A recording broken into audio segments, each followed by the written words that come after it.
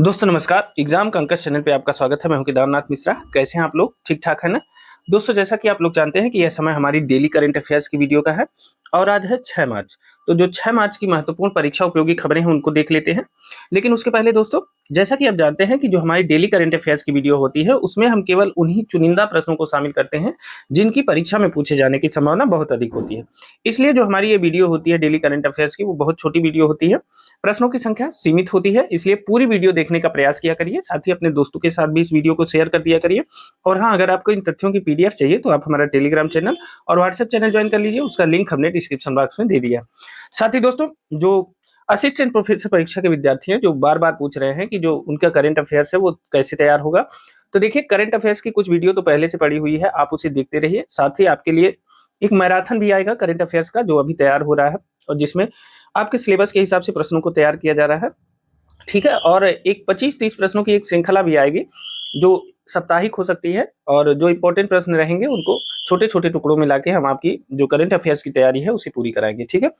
तो बिल्कुल निश्चिंत रहिए और विषयों की पढ़ाई करते रहिए, विषय पे दबाव बनाए रखिए। ठीक है। और जीएस की अभी तक हमने जितनी वीडियो डाली है जीएस की, वो आप एक बार, दो बार, तीन बार उसको देख लिया करिए। जो महत्वपूर्ण बिंदु है उनको नोट कर लिया करिए। ठीक है। बाकी और मैटर आपके लिए हम बना रहे हैं, जैसे कल शिक्षा नीति से संबंधित एक वीडियो डाले। ठीक है।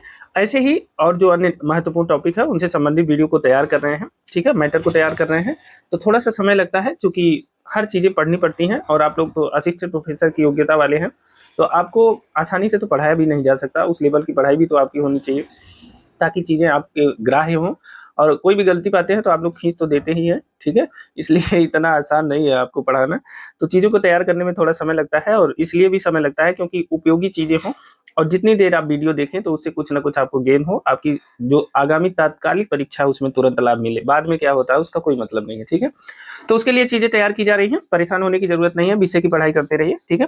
अब आज के डेली करंट अफेयर्स की तरफ चलते हैं। आज है 6 मार्च, तो 6 मार्च की जो महत्वपूर्ण परीक्षा उपयोगी खबरें उनको देखते हैं। अपने दोस्तों के साथ इस वीडियो को शेयर कर दीजिए। चलिए शुरू करते हैं। आज का जो पहला प्रश्न है वह है, प्रधानमंत्री नरेंद्र मोदी ने वन्यजीव बचाओ, पुनर्वास एवं संरक्षण केंद्र, यह क्या है, वनतारा में है, इसका उद्घाटन कहाँ किया है? वन्यजीव बचाओ, पुनर्वास एवं संरक्षण केंद्र, इसे वनतारा कहते हैं। इसका उद्घाटन कहाँ किया है? तो ऑप्शन ए है महाराष्ट्र, ऑप्शन बी है गुजरात, ऑप्शन सी है पश्चिम बंगाल और ऑप्शन डी है कर्नाटक। तो देखिए, प्रधानमंत्री नरेंद्र मोदी ने वन्यजीव बचाओ, पुनर्वास एवं संरक्षण केंद्र वनतारा का उद्घाटन किया है गुजरात में। ठीक है। और गुजरात के जामनगर में किया है। ठीक है। गुजरात के जामनगर में वनतारा स्थित है और यह रिलायंस इंडस्ट्रीज का के मालिक जो है मुकेश अंबानी द्वारा स्थापित किया गया है। उनका एक बेटा जो है इसमें बड़ा इंटरेस्टेड रहता है, उसके ड्रीम प्रोजेक्ट है। ठीक है। तो वनतारा का उद्घाटन किया है प्रधानमंत्री नरेंद्र मोदी ने। और देखिए वहां की कुछ तस्वीरें वायरल हुई थी, जिसमें एक यह तस्वीर थी जिसमें शीशे के उस पार से जो है ये इनका इंटरेक्शन हो रहा है नरेंद्र मोदी जी का। ठीक है। बाघ के साथ। तो देखिए ये है तस्वीरें। ठीक है। चलिए अगली जो महत्वपूर्ण खबर है उसको देख लेते हैं। तो ये याद रखिएगा, वनतारा कहाँ स्थित है? गुजरात के जामनगर में स्थित है। ठीक है। इंपॉर्टेंट है, याद रखिएगा। अगला देख लेते हैं। अगला जो महत्वपूर्ण करंट अफेयर्स है आज का वह है कि खेलो इंडिया विंटर गेम्स 2025 का आयोजन 9 से 12 मार्च तक कहां पर होगा? आपको बताना है कि खेलो इंडिया विंटर गेम 2025 का जो आयोजन है वह 9 से 12 मार्च तक कहां पर होगा? तो ऑप्शन ए है चंडीगढ़, ऑप्शन बी है पुदुचेरी, ऑप्शन सी है जम्मू और कश्मीर और ऑप्शन डी है हिमाचल प्रदेश। तो बताइए, खेलो इंडिया विंटर गेम्स 2025 का आयोजन 9 से 12 मार्च के बीच कहां किया जाएगा? जल्दी से अपने आंसर कमेंट करिए। अब देखिए, खेलो इंडिया विंटर गेम्स 2025 का आयोजन होगा जम्मू और कश्मीर में। सी ऑप्शन सही है। ठीक है ना। खेलो इंडिया विंटर गेम्स 2025 का आयोजन कहाँ होगा? जम्मू कश्मीर में। ये देखिए ये लोगो है। अब इस गेम्स में क्या होता है? खेलो इंडिया, देखिए खेलो इंडिया जो विंटर गेम होता है इसमें एल्पाइन स्कीइंग होती है। एल्पाइन एल्पाइन स्कीइंग होती है। ठीक है। कुछ प्रमुख खेल हैं। नार्डिक स्कीइंग भी होती है। ठीक है। नार्डिक स्कीइंग, ये खेलों के प्रकार हैं। ठीक है ना। नार्डिक स्कीइंग है, स्की माउंटेनियरिंग है और स्नोबोर्डिंग जैसी जैसे खेल प्रतियोगिता यहाँ होती है। ठीक है। स्नोबोर्डिंग भी इसमें होती है। स्नोबोर्डिंग जैसी खेल प्रतियोगिताएं यहाँ होती हैं। ठीक है। तो याद रखिएगा, जो खेलो इंडिया विंटर्स गेम है उसका आयोजन 9 से 12 मार्च के बीच में कहाँ आयोजित किया जाएगा? जम्मू कश्मीर में। ठीक है, यह प्रमुख खेल प्रतियोगिताएं हैं alpine skiing, Nordic skiing, snowboarding, ठीक है, जो इसके दौरान संपन्न होगी। तो आपको सिर्फ इतना याद रखना है, खेलो इंडिया विंटर गेम्स 2025 का जो आयोजन है वह 9 से 12 मार्च के बीच में जम्मू और कश्मीर में आयोजित किया जाएगा। ठीक है ना, याद रखिएगा। अगला देखते हैं। देखिए, ऑस्कर पुरस्कार में 22 वर्ष बाद दूसरी बार सर्वश्रेष्ठ अभिनेता का पुरस्कार किसने जीता है? मतलब 22 वर्ष पहले एक बार उनको सर्वश्रेष्ठ अभिनेता का पुरस्कार मिला था, अब 22 वर्ष बाद उन्हें दोबारा सर्वश्रेष्ठ अभिनेता का पुरस्कार मिला है। तो यह किसने जीता है? ऑप्शन ए है एड्रियन ब्रॉडी, ऑप्शन बी है किरेन कल्किन, ऑप्शन सी है कानन ओब्रायन और ऑप्शन डी है मिकी मेडिसन। तो बताइए, ऑस्कर में 22 वर्ष बाद दूसरी बार सर्वश्रेष्ठ अभिनेता का पुरस्कार किसने जीता है? तो देखिए, यह जीता है एड्रियन ब्रॉडी ने। ठीक है, एड्रियन ब्रॉडी ने 22 वर्ष बाद दूसरी बार जो है ऑस्कर सर्वश्रेष्ठ अभिनेता का ऑस्कर पुरस्कार जीता है। इसके पहले इनकी एक पिक्चर थी जो 2002 में रिलीज हुई थी, उसका नाम था द पियानिस्ट। क्या नाम था? The pianist. ठीक है, द पियानिस्ट एक इनकी फिल्म थी जो 2002 में रिलीज हुई थी, 2002 में रिलीज हुई थी। इसके लिए इन्हें वर्ष 2003 में सर्वश्रेष्ठ अभिनेता का ऑस्कर मिला था। ठीक है, 2003 में सर्वश्रेष्ठ अभिनेता का ऑस्कर मिला था। ठीक, अब इसके बाद वर्तमान में इसमें जो है सर्वश्रेष्ठ अभिनेता का ऑस्कर कब मिला था? 2003 में। ठीक है, लेकिन अब 22 वर्ष बाद इन्हें फिर से एड्रियन ब्रॉडी को सर्वश्रेष्ठ अभिनेता का पुरस्कार दिया गया है। ठीक है, इन्होंने दूसरी बार सर्वश्रेष्ठ अभिनेता का पुरस्कार जीता और इस बार जो इन्हें सर्वश्रेष्ठ अभिनेता का पुरस्कार मिला है वह जो है किस फिल्म के लिए मिला है? तो द ब्रूट लिस्ट के लिए मिला है। ठीक है, द ब्रूट लिस्ट के लिए इस बार इन्हें सर्वश्रेष्ठ अभिनेता का पुरस्कार मिला है। ठीक है, तो दोनों बातें याद रखिएगा। द पियानिस्ट के लिए इन्हें वर्ष 2002 में जो बनी फिल्म थी द पियानिस्ट के लिए इन्हें वर्ष 2003 में सर्वश्रेष्ठ अभिनेता का ऑस्कर पुरस्कार मिला है और वर्तमान में वर्ष 22 वर्ष बाद जो है इनको मतलब वर्ष 2024-25 में इन्हें द ब्रूट लिस्ट फिल्म के लिए फिर से सर्वश्रेष्ठ अभिनेता का पुरस्कार मिला है और यह बहुत इंपॉर्टेंट प्रश्न है। ठीक है, तो याद रखिएगा, द ब्रूट लिस्ट फिल्म के लिए जो है इन्हें यह पुरस्कार मिला है। ठीक है ना। अब एक चीज और बता देते हैं, एक सहायक अभिनेता का ऑस्कर पुरस्कार जो मिला है, सहायक अभिनेता का ऑस्कर पुरस्कार। ठीक है, सहायक अभिनेता का ऑस्कर पुरस्कार मिला है। देखिए, पुरस्कारों से प्रश्न तो पूछे ही जाते हैं। सहायक अभिनेता का जो ऑस्कर पुरस्कार मिला है सर्वश्रेष्ठ सहायक अभिनेता का, तो वह मिला है किरेन कल्किन को। किसको मिला है? किरेन कल्किन को। ठीक है, किरेन कल्किन को मिला है। और किस फिल्म के लिए मिला है? तो फिल्म का नाम भी जान लीजिए। फिल्म का नाम है द रियल पेन। क्या है? द रियल पेन के लिए उन्हें यह पुरस्कार मिला है। ठीक है, अब देखिए, जो ऑस्कर पुरस्कार मिला है इस वर्ष का, तो उसमें जो सर्वश्रेष्ठ अभिनेता है और सर्वश्रेष्ठ अभिनेत्री है, इन दोनों की तस्वीर आप देख रहे हैं कि सर्वश्रेष्ठ अभिनेता का पुरस्कार किसे मिला है? तो एड्रियन ब्रॉडी का ये चित्र आप देख रहे हैं। कौन है? Adrien Brody. ठीक है, एड्रियन ब्रॉडी। ठीक है, एड्रियन ब्रॉडी है, ये सर्वश्रेष्ठ अभिनेता है। और जो सर्वश्रेष्ठ अभिनेत्री का पुरस्कार मिला है वो इन्हें मिला है मिकी मेडिसन को। ठीक है, मिकी मेडिसन को इन्हें सर्वश्रेष्ठ अभिनेत्री का पुरस्कार मिला है। ठीक है, मिकी मेडिसन को सर्वश्रेष्ठ अभिनेत्री का पुरस्कार मिला है। और ये किस ऑस्कर की बात कर रहे हैं हम? 97वें ऑस्कर की बात, 97वें ऑस्कर पुरस्कार की बात कर रहे हैं। ठीक है, तो याद रखिएगा, बहुत इंपॉर्टेंट है, आप 97वां ऑस्कर याद रखिएगा। ठीक है, तो देखिए, ये दोनों तस्वीरें हैं, मिकी मेडिसन की हैं और एड्रियन ब्रॉडी की है, आप इन्हें याद रखिएगा, इंपॉर्टेंट है परीक्षा के लिए। अगला देखते हैं, आज का जो हमारा चौथा प्रश्न है, हाल ही में वर्ष 2025 में शीर्ष 10 सबसे व्यस्त वैश्विक हवाई अड्डों की सूची में भारत के इंदिरा गांधी अंतर्राष्ट्रीय हवाई अड्डा को कौन सा स्थान मिला है?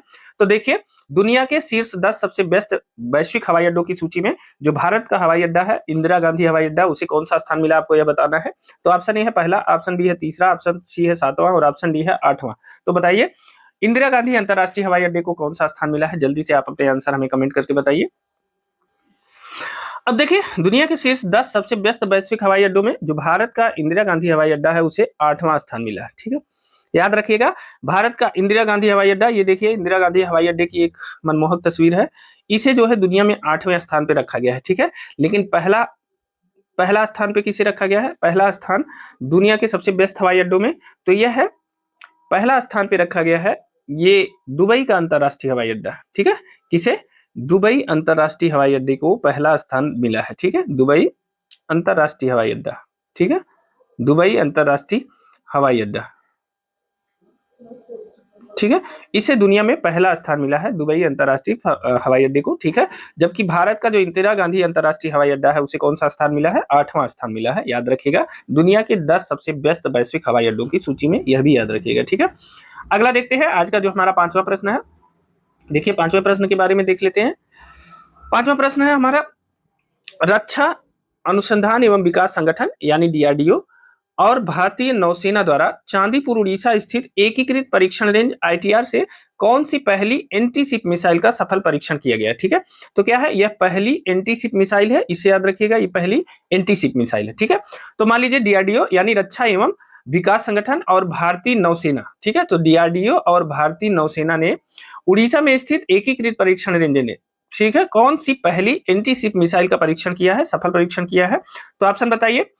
ऑप्शन ए है ब्रह्मास्त्र, ऑप्शन बी है NASM-SR, ऑप्शन सी है CSS और ऑप्शन डी है ICBM। तो बताइए कि डीआरडीओ और भारतीय नौसेना ने किस एंटीशिप मिसाइल का सफल परीक्षण किया है। तो देखिए यह भारत की पहली एंटीशिप मिसाइल है NASM, जिसमें भारतीय नौसेना और डीआरडीओ ने मिलकर के जिसका विकास किया है, ठीक है। तो देखिए डीआरडीओ NASM-SR, ठीक है, और इसको जो है हेलीकॉप्टर से लॉन्च करने की, एंटीशिप मिसाइल को लॉन्च करने, परीक्षण करने की बात कही गई है। ये तस्वीरें हैं कुछ NASM-SR मिसाइल की, ठीक है। तो यह जो है भारत की एंटीशिप मिसाइल है, इसे याद रखिएगा, ठीक है ना। यह जो है भारत की एंटीशिप मिसाइल है और इसका जो संयुक्त विकास है वो किसके द्वारा किया गया है, तो यह डीआरडीओ के द्वारा और नौसेना के द्वारा जो है इसका लगातार परीक्षण किया जा रहा है, ठीक है। अब देखिए NASM का मतलब क्या है, NASM का मतलब है naval anti ship missile, naval anti ship missile, ठीक है, anti ship missile, naval anti ship missile कहते हैं, NASM कहते हैं, ठीक है। तो इसे याद रखिएगा, इंपॉर्टेंट है। डीआरडीओ ने इसका विकास किया है NASM का, ठीक है, याद रखिएगा। ये है NASM की तस्वीरें, ठीक है। अगला देख लेते हैं। आज का जो हमारा 6वां प्रश्न है, हाल ही में सार्वजनिक व्यय गुणवत्ता सूचकांक यानी QPE किसने लॉन्च किया है। आपको बताना है कि हाल ही में सार्वजनिक व्यय गुणवत्ता सूचकांक किसने लॉन्च किया है। तो ऑप्शन ए है RBI, ऑप्शन बी है नीति आयोग, ऑप्शन सी है वित्त आयोग और ऑप्शन डी है इनमें से कोई नहीं। तो बताइए कि किसने जो है सार्वजनिक व्यय गुणवत्ता सूचकांक लॉन्च किया है, ठीक है। तो देखिए किसने लॉन्च किया है, आरबीआई ने सार्वजनिक व्यय गुणवत्ता सूचकांक लॉन्च किया है, ठीक है। तो याद रखिएगा सार्वजनिक व्यय गुणवत्ता सूचकांक किसने लॉन्च किया है, आरबीआई ने लॉन्च किया है, ठीक है, बहुत इंपॉर्टेंट है, ठीक है ना। अब देखिए आरबीआई के बारे में जान लेते हैं, आखिर आरबीआई क्या है, ठीक है। इसके बारे में कुछ संक्षिप्त चीजें जान लेते हैं जो बहुत इंपॉर्टेंट है, अक्सर परीक्षाओं में पूछी जाती है, ठीक है। तो देखिए आरबीआई भारत का आप जानते हैं केंद्रीय बैंक है, बैंकों का बैंक है, ठीक है। आरबीआई की स्थापना कब हुई थी, आरबीआई की स्थापना हुई थी 1 अप्रैल 1935 को। आप जानते हैं कि आरबीआई की स्थापना कब हुई थी, 1 अप्रैल 1935 को, ठीक है। अधिनियम जो था वह आरबीआई अधिनियम 1934 के तहत, ठीक है, किसके तहत हुई थी, आरबीआई अधिनियम 1934 के तहत, ठीक है, तहत 1 अप्रैल 1935 को आरबीआई की स्थापना हुई थी, ठीक है। आप जानते हैं कि इसके जो प्रमुख कार्य है वो क्या है, प्रमुख कार्य आरबीआई का जो प्रमुख कार्य है वो क्या है, वो है मौद्रिक नीति का निर्माण, ठीक है। क्या है, मौद्रिक नीति का निर्माण भी आरबीआई का काम है, ठीक है ना। वित्तीय प्रणाली का विनियमन है, क्या है, वित्तीय प्रणाली का विनियमन है, ठीक है, विनियमन है। अब यह बैंकों का बैंक भी है, ठीक है, क्या है, बैंकों का यह जो है बैंकों का बैंक भी है, कौन, आरबीआई, ठीक है। तो ये सब चीजें हैं आरबीआई से संबंधित। एक और चीज है, आरबीआई का मुख्यालय कहाँ है, आरबीआई का मुख्यालय है, देखिए मुंबई महाराष्ट्र में, ठीक है, कहाँ है, मुंबई, आरबीआई का मुख्यालय कहाँ है, मुंबई महाराष्ट्र में, ठीक है, मुंबई महाराष्ट्र में आरबीआई का मुख्यालय है, ठीक है, इस बात को याद रखिएगा। एक चीज और है, अगर आपसे मैं पूछूं कि आरबीआई के पहले गवर्नर कौन थे, आरबीआई के पहले गवर्नर कौन थे, तो आरबीआई के पहले गवर्नर थे सर ओसबोर्न, ये परीक्षा की दृष्टि से इंपॉर्टेंट है, ठीक है ना, सर ओसबोर्न स्मिथ, ठीक है। यह आरबीआई के पहले गवर्नर थे और इनका कार्यकाल था 1935 से 37। ठीक है। आरबीआई के पहले गवर्नर सर ओसबोर्न स्मिथ थे और इनका कार्यकाल 1935 से 37 था। लेकिन अगर मैं आपसे पूछूं कि आरबीआई के पहले भारतीय गवर्नर, आरबीआई के पहले भारतीय गवर्नर कौन थे, अगर आपसे मैं यह पूछूं तो आरबीआई के पहले भारतीय गवर्नर थे सीडी देशमुख। याद रखिएगा, बहुत इंपॉर्टेंट है, सीडी देशमुख। और इनका कार्यकाल था 1943 से 1949। ठीक है। यह आरबीआई के पहले भारतीय गवर्नर थे। ठीक है। जबकि आरबीआई के पहले गवर्नर थे सर ओसबोर्न स्मिथ। ठीक है। अब एक चीज और है, आरबीआई के वर्तमान गवर्नर कौन है? आरबीआई के वर्तमान गवर्नर कौन है, यह भी इंपॉर्टेंट है और इनके बारे में बताना है आपको। मैं इंतजार कर रहा हूं, आप कमेंट करके बताइए कि आरबीआई के वर्तमान गवर्नर कौन है। ठीक है। तो आप कमेंट के द्वारा बताइए कि भारत में वर्तमान में आरबीआई के, रिजर्व बैंक ऑफ इंडिया के वर्तमान गवर्नर कौन है, और आप कमेंट करके हमें इनके बारे में, इनके नाम के बारे में बताइए। ठीक है। तो अभी के लिए आप इतना जानिए, सार्वजनिक व्यय गुणवत्ता सूचकांक किसने लॉन्च किया है? तो आरबीआई ने लॉन्च किया है और आरबीआई के संबंध में जो महत्वपूर्ण परीक्षा उपयोगी जानकारी थी वो हमने दिया। और ये देखिए आरबीआई का लोगो। ठीक है, इंपॉर्टेंट है।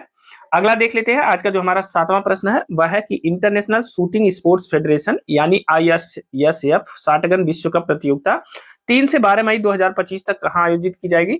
इंटरनेशनल शूटिंग स्पोर्ट फेडरेशन यानी आईएसएसएफ 60 गन विश्व कप प्रतियोगिता 3 से 12 मई 2025 तक, इसका आयोजन कहां होगा? तो ऑप्शन ए है सऊदी अरब, ऑप्शन बी है अजरबैजान, ऑप्शन सी है साइप्रस और ऑप्शन डी है आर्मेनिया। तो बताइए, international shooting sports federation 60 gun विश्व कप प्रतियोगिता कहां आयोजित होगी? ये देखिए आईएसएसएफ का लोगो है और यह प्रतियोगिता कहां होने वाली है? 3 से 12 मई 2025 के बीच में। तो बताइए कहां होने वाली है? तो देखिए यह प्रतियोगिता होने वाली है साइप्रस में, और साइप्रस की राजधानी निकोसिया में। साइप्रस की राजधानी निकोसिया में आईएसएसएफ 60 गन विश्व कप प्रतियोगिता का आयोजन होने वाला है। कब से कब? 3 से 12 मई 2025 के बीच में साइप्रस की राजधानी निकोसिया में इसका आयोजन किया जाएगा। ठीक है, तो याद रखिएगा। ये देखिए आईएसएसएफ का लोगो है। ठीक है। अब चलिए अगला प्रश्न देख लेते हैं। आज का जो हमारा 8वां प्रश्न है, हाल ही में क्रिश्चियन स्टॉकर किस देश के चांसलर के रूप में पदभार ग्रहण किया है? आपको बताना है कि हाल ही में क्रिश्चियन स्टॉकर ने किस देश के नए चांसलर के रूप में पदभार ग्रहण किया है? तो ऑप्शन ए है जर्मनी, ऑप्शन बी है ऑस्ट्रिया, ऑप्शन सी है फ्रांस और ऑप्शन डी है इंग्लैंड। अब देखिए ये हैं क्रिश्चियन स्टॉकर। ठीक है, ये उनकी तस्वीरें हैं और इन्होंने जो है ऑस्ट्रिया के नए चांसलर के रूप में पद ग्रहण किया है। ठीक है, पदभार ग्रहण किया है। क्रिश्चियन स्टॉकर कहाँ के नए चांसलर बने हैं? तो यह ऑस्ट्रिया के नए चांसलर बने हैं और ऑस्ट्रिया के नए चांसलर के रूप में इन्होंने पदभार ग्रहण किया है। क्रिश्चियन स्टॉकर का नाम याद रखिएगा। ठीक है, यह परीक्षा में पूछा जा सकता है क्योंकि अक्सर ऑस्ट्रिया से संबंधित बहुत सी चीजें जो है परीक्षाओं में पूछी जाती हैं। ठीक है, ठीक है, तो क्रिश्चियन स्टॉकर के बारे में याद रखिएगा। अगला देखते हैं। आज का हमारा 9वां प्रश्न है, हाल ही में पद्माकर शिवालकर का 84 वर्ष की आयु में निधन हो गया। किसका निधन हो गया है? पद्माकर शिवालकर का। ठीक है, ये किसके लिए जाने जाते थे आपको यह बताना है कि पद्माकर शिवालकर का 84 वर्ष की उम्र में निधन हो गया है। यह किस लिए प्रसिद्ध थे? तो ऑप्शन ए है धावक, ऑप्शन बी है तैराक, ऑप्शन सी है क्रिकेट और ऑप्शन डी है शूटिंग। तो आपको बताना है पद्माकर शिवालकर किससे संबंधित थे। ठीक है, तो देखिए पद्माकर शिवालकर का जो संबंध था वह था क्रिकेट से था। ठीक है, पद्माकर शिवालकर जो है एक क्रिकेटर थे। देखिए इनकी तस्वीरें भी आप देख सकते हैं, हाथ में गेंद लिए हुए। ठीक है, और ये जो है इनका निधन हो गया है हाल ही में, 84 वर्ष की आयु में इनका निधन हो गया है। और देखिए पद्माकर शिवालकर जो है यह भारतीय क्रिकेट के बेहतरीन बाएं हाथ के स्पिनर थे ये। ठीक है, क्या थे ये? बाएं हाथ के स्पिनर थे। ठीक है, बाएं हाथ के स्पिनर थे पद्माकर शिवालकर। ठीक है ना, और जो है घरेलू क्रिकेट में इनका बहुत बड़ा योगदान रहा है। ठीक है, घरेलू क्रिकेट में पद्माकर शिवालकर का बहुत बड़ा योगदान रहा है। ठीक है, और ये बाएं हाथ के स्पिनर थे, यह भी ध्यान रखिएगा। ठीक है, तो इनका जो संबंध था यह क्रिकेट से था और इनका हाल ही में निधन हो गया है पद्माकर शिवालकर का। ठीक है ना, अब आइए अगली जो महत्वपूर्ण खबर है उसको देखते हैं। आज की 10वीं महत्वपूर्ण खबर है, कौन सा देश दूसरी एशियाई योगासन चैंपियनशिप की मेजबानी करेगा? आपको बताना है कि कौन सा देश दूसरी योगासन चैंपियनशिप की मेजबानी करेगा। तो ऑप्शन ए है श्रीलंका, ऑप्शन बी है पाकिस्तान, ऑप्शन सी है भारत और ऑप्शन डी है बांग्लादेश। तो आपको बताना है कि कौन सा देश दूसरी एशियाई योगासन चैंपियनशिप की मेजबानी करेगा। तो देखिए, दूसरी एशियाई योगासन चैंपियनशिप की जो मेजबानी है यह करने वाला है भारत। ठीक है, भारत दूसरी एशियाई योगासन चैंपियनशिप की मेजबानी करेगा और इसका जो आयोजन है वो कब होगा? तो 29 से 31 मार्च के बीच में, 29 से 31 मार्च 2025 के बीच में जो है नई दिल्ली के इंदिरा गांधी स्टेडियम में। ठीक है, किसमें, कहां होगा? 29 से 31 मार्च के बीच में नई दिल्ली में, नई दिल्ली के इंदिरा गांधी स्टेडियम में, नई दिल्ली के इंदिरा गांधी स्टेडियम में, इंदिरा गांधी स्टेडियम में इसका आयोजन किया जाएगा। किसका आयोजन? एशियाई योगासन चैंपियनशिप का इंदिरा गांधी स्टेडियम में इसका आयोजन किया जाएगा नई दिल्ली के। ठीक है, और यह दूसरा एशियाई योगासन चैंपियनशिप है और इसकी मेजबानी कौन करेगा? यह करेगा भारत। ठीक है, और 29 से 31 मार्च के बीच इसका आयोजन किया जाना है। ठीक है, तो इस प्रश्न को याद रखिएगा, इंपॉर्टेंट है। तो दोस्तों ये थे आज के यानी 6 मार्च के जो महत्वपूर्ण करंट अफेयर्स के प्रश्न। ठीक है, ये प्रश्न आपको कैसे लगे हमें कमेंट करके जरूर बताइएगा। साथ ही अगर आपको इन तथ्यों की पीडीएफ चाहिए तो आप हमारा टेलीग्राम चैनल और व्हाट्सएप चैनल ज्वाइन कर लीजिए, उसका लिंक हमने डिस्क्रिप्शन बॉक्स में दे दिया है। और हाँ, ये वीडियो आपको अगर पसंद आई हो तो एक लाइक जरूर करिएगा और अगर आप चैनल पे अभी आए हैं तो चैनल को सब्सक्राइब जरूर कर दीजिएगा। साथ ही इस वीडियो को अपने दोस्तों के साथ शेयर भी करिएगा। ठीक है, अब मिलते हैं अगली वीडियो में कुछ और महत्वपूर्ण परीक्षा उपयोगी प्रश्नों के साथ। तब तक के लिए स्वस्थ रहिए, मस्त रहिए, मेहनत से पढ़ते रहिए, अपना और अपनों का ख्याल रखिए। आपका दिन शुभ हो। बहुत बहुत धन्यवाद।